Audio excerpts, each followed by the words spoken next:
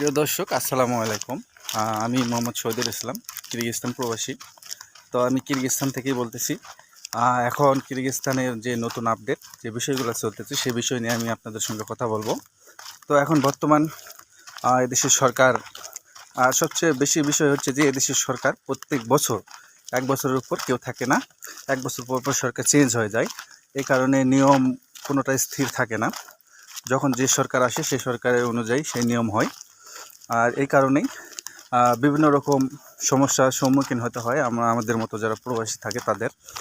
আর এখন যে বিষয়টা নিয়ে যে কথা বলার জন্য এই করলাম সেটা হচ্ছে, এখন হয়তো অনেকেই জানেন যে সরকার এদেশে বলে দিয়েছে 1 তারিখ থেকে 31 তারিখ পর্যন্ত যারা অবৈধ আছে এক্সিট মারা ছাড়া তারা শুধু প্লেনের টিকিট কেটে বাংলাদেশ যেতে পারবে, বা যে যে দেশে আছে সে দেশে যেতে পারবে। তো সেক্ষেত্রে আপনাদের কাছে অনেকেই আবার কিরগিজস্তানে তো অনেক বেশি দালালের পরিমাণ বেশি। সেক্ষেত্রে মানে কিরগিজস্তানে একটা লোক আসলে তাই পরবর্তীতে দালাল হয়ে যায়। তো সেরকম আমার মতোই আমি ওই রকম যদি এখানে আসার পর যদি 2-4টা লোক নিয়ে আসতাম, নিয়ে এসে যদি এক একটা কোনো সমস্যার মধ্যে পড়তো তো ওই লোকেরা আমাকে দালাল বলেই গণ্য করতো। তো এরকম বিষয়, খোলামেলা বিষয় যে বিষয়গুলো।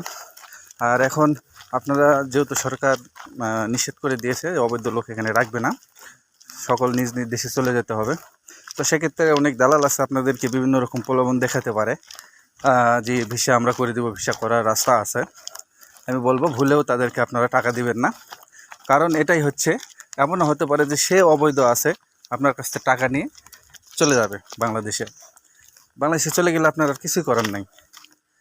এদেশে থাকেই আমরা অনেকেই কিছু করতে পারি না, খুঁজে পাই না।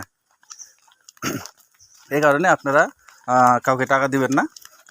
এই জন্যই মূলত আজকে ভিডিওটা, সতর্ক থাকবেন, কাউকে টাকা দেওয়ার দরকার নেই। যদি এরকম কোনো অপশান থাকে তো এমনিতেই আপনারা শুনতে পাবেন আমাদের মাধ্যমে কিংবা বিভিন্ন লোকজনের মাধ্যমে শুনতে পাবেন।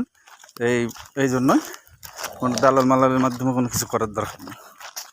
ধন্যবাদ সবাইকে, ভালো থাকবেন, সুস্থ থাকবেন।